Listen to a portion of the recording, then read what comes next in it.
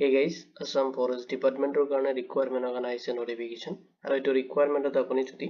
minimum class 10 pass কৰিছে তেতিয়াহলে আপুনি apply কাৰণে eligible হ'ব যদি আপুনি interested হয় আৰু আপুনি ভাবি আছে Assam Forest Department আপুনি আপোনাৰ নিজৰ career start কৰিব তো এইটো ভিডিও আপোনাৰ কাৰণে এইটো ভিডিওত মই provide কৰিম যেটো requirement আহিছে requirement overview খিনি লগতে চেক কৰিব পাৰিব vacancy details খিনি আৰু vacancy খিনিত apply কৰোতে কি eligibility criteria আপুনি follow কৰিব লাগিব কেনেকৈ এপ্লাই কৰিব কেতিয়াৰ পৰা এপ্লাই ষ্টাৰ্ট হ'ব কেতিয়ালৈকে লাষ্ট আপুনি এপ্লাই কৰিব পাৰিব তাৰ কমপ্লিট ডিটেইলছ মই আপোনাক এই ভিডিঅ'ত সিস্টেমেটিক প্ৰভাইড কৰিম এইটো ৰিকোয়াৰমেন্ট ৰিলেটেড যদি কোনো ধৰণৰ কোৱেশ্চন থাকে আপুনি ভিডিঅ'টোৰ কমেন্ট সেকশনত কমেন্ট কৰি দিব উইদিন 48 আৱাৰ্ছ আপুনি জবলা ডেস্কৰ পৰা ৰেসপন্স পাব তো আহক দেৰি নকৰি আজিৰ ভিডিঅ'টো আৰম্ভ কৰো আসাম ফৰেষ্ট ডিপাৰ্টমেন্ট ৰিকোয়াৰমেন্ট 2026 ৰ কাৰণে নটিফিকেশন আহিছে আৰু আপুনি এপ্লাই কৰিব পাৰিব অনলাইনত 113 driver and driver constable vacancies are কাৰণে আহিছে notification টো আৰু তাৰে complete details মই আপোনাক এই ভিডিঅ'ত systematic provide কৰিম এতিয়া চাই লওক যেটো requirement আহিছে তাৰে overview খিনি organization state level police requirement board যেটো আছে তাৰ পৰা আহিছে notification টো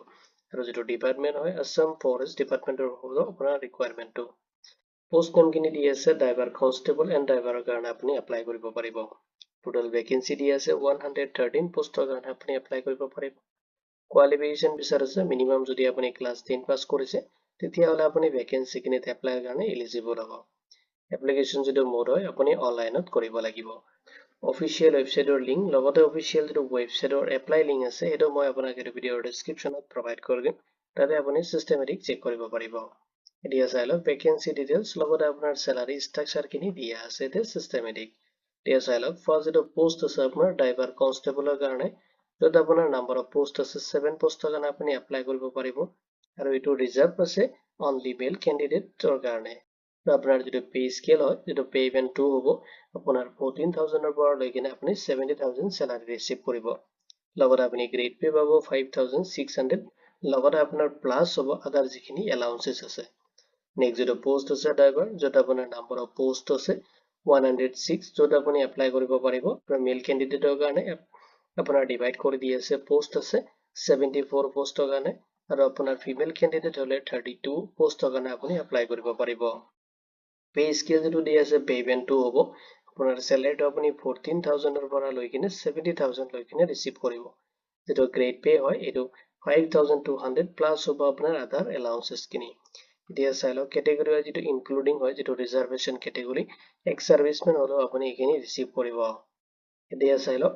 পোষ্ট খিনিত এপ্লাই কৰোতে আপুনি ফলো কৰিব লাগিব এলিজিবিলিটি ক্ৰাইটেৰিয়া খিনি এজ পাৰ দা যেটো নটিফিকেশন ৰুল আছে সেইখিনি আপুনি ফলো কৰিব লাগিব এলিজিবিলিটি ক্ৰাইটেৰিয়া এডুকেশনাল কোৱালিফিকেশন যদি আপুনি HSLC মানে ক্লাছ 10 টো কমপ্লিট কৰিছে যিকোনো ৰেকগনাইজ বৰ্ডৰ পৰা হ'ব লাগিব নহলে আপুনি আসাম বৰ্ড বা কাউন্সিলৰ পৰা যদি আপুনি কমপ্লিট কৰিছে তেতিয়াহলে আপুনি এলিজিবল হ'ব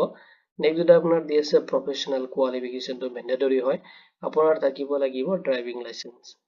LMB and HMB ত আপোনাৰ যিকোনো এটা ড্ৰাইভিং লাইসেন্স আপোনাৰ থাকিব লাগিব বা MMB ত আপোনাৰ থাকিব লাগিব এজ লিমিটটো দি আছে আপুনি এজটো ক্যালকুলেশন কৰিব লাগিব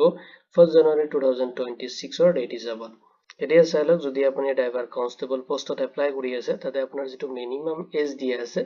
18 ইয়াৰ্স হলে আপুনি এপ্লাই কাৰণে এলিজিবল হ'ব আৰু ম্যাক্সিমাম যেটো এজ দিয়া আছে 25 ইয়াৰ্স লৈকে আপুনি এপ্লাই কৰিব পাৰিব অনলি ড্ৰাইভাৰৰ কাৰণে যেটো পোষ্ট আছে তাতে আপোনাৰ মিনিমাম 18 ইয়াৰ্স বিচাৰিছে আৰু ম্যাক্সিমাম 40 ইয়াৰ্স লৈকে এপ্লাই কৰিব পাৰিব এজ ৰিলেক্সেশন কিনি দিয়া আছে ক্যাটেগৰি হয় যদি আপুনি SC ST বা STH ক্যান্ডিডেট হয় তেতিয়াহলে 5 ইয়াৰ্স আপুনি এজ ৰিলেক্সেশন পাব যদি আপুনি OBC বা MOBC ক্যান্ডিডেট হয় তেতিয়াহলে আপুনি 3 ইয়াৰ্সৰ কাৰণে এজ ৰিলেক্সেশন পাব যদি আপুনি এক্স সাৰ্ভিসমেন হয় আৰু আপুনি ড্ৰাইভাৰ পোষ্টৰ কাৰণে অনলি আপুনি এডিশনাল 2 ইয়াৰ্স এডিশনাল পাব এক্সট্ৰাকে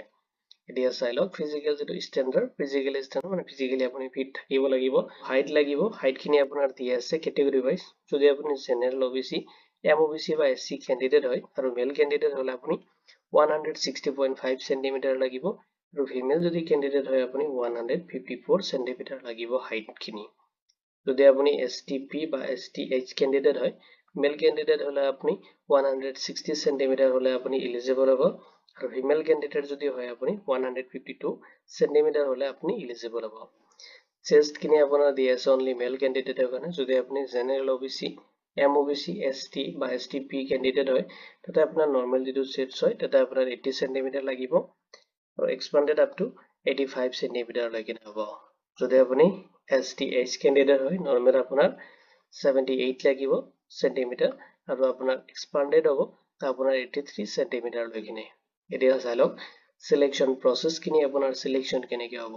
ফাৰ্স্টত আপোনাৰ ফিজিক্যাল এফিসিয়েন্সি টেষ্ট হ'ব নেক্সট আপোনাৰ ফিজিক্যাল স্ট্যান্ডাৰ্ড টেষ্ট হ'ব নেক্সট আপোনাৰ ড্ৰাইভিং টেষ্ট হ'ব নেক্সট আপোনাৰ ৰিটেন এক্সামিনেশন এটেম্প কৰিব লাগিব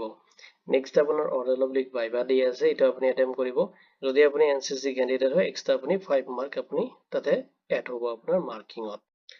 এতিয়া চাই লওক কেনেকৈ আপুনি এপ্লাই কৰিব এপ্লাই কৰিবলৈ আপুনি কোনো ধৰণৰ এপ্লিকেশন ফি পেমেন্ট কৰিব নালাগে টোটালি ফ্ৰী অফ কষ্ট আপুনি এপ্লিকেশন কৰিব পাৰিব এতিয়া চাই লওক ভিজিট কৰিব ফাৰ্স্টত আপুনি অফিচিয়েল ওয়েবসাইটত নেক্সট আপুনি যাব লাগিব যেটো এপ্লাই পোৰ্টেল আছে তাতে আপুনি ভিজিট কৰিব ফাৰ্স্ট টাইম ভিজিট কৰি আছে যদি তাতে ৰেজিষ্ট্ৰেচন কৰিব যত আপোনাৰ বেসিক ডিটেইলস লাগিব তাতে আপুনি ৰেজিষ্ট্ৰেচন খিনি কমপ্লিট কৰিব নেক্সট আপোনাৰ এপ্লিকেশন ফৰ্মটো আপুনি সিলেক্ট কৰিব এপ্লিকেশন ফৰ্মটো আপুনি ফিল আপ কৰি দিব আৰু এপ্লিকেশন ফৰ্মটো সিলেক্ট কৰাৰ আগতে আপুনি অফিচিয়েল নোটিফিকেশনটো ডাউনলোড কৰিব আৰু চেক কৰি কিনে আপুনি গোটেইখিনি ডিটেইলস চেক কৰি ল'ব নেক্সট আপোনাৰ এপ্লিকেশনটো ফিল আপ কৰিব নেক্সট যত আপোনাৰ personal details educational and driving licence details খিনি আপুনি তাতে ফিল আপ কৰিব নেক্সট আপুনি আপলোড কৰিব লাগিব ৰিকুৱাৰমেন্ট ডকুমেন্টস খিনি নেক্সট আপোনাৰ এপ্লিকেশনটো সাবমিট কৰিব এন্ড ডিটেইলস খিনি ভেৰিফাই কৰি কিনে আপুনি সাবমিট কৰি দিব নেক্সট আপুনি আপোনাৰ এপ্লিকেশন একনলেজমেন্ট ৰিসিপ্ট খিনি আপুনি ডাউনলোড কৰি ৰাখিব এজ এ ফিউচাৰ ৰেফাৰেন্সৰ কাৰণে ইম্পৰ্টেন্ট ডেটস খিনি চাই লওক অফিচিয়েল যেটো নোটিফিকেশন 12 ডিসেম্বৰ 2025 ত ৰিলিজ হৈছে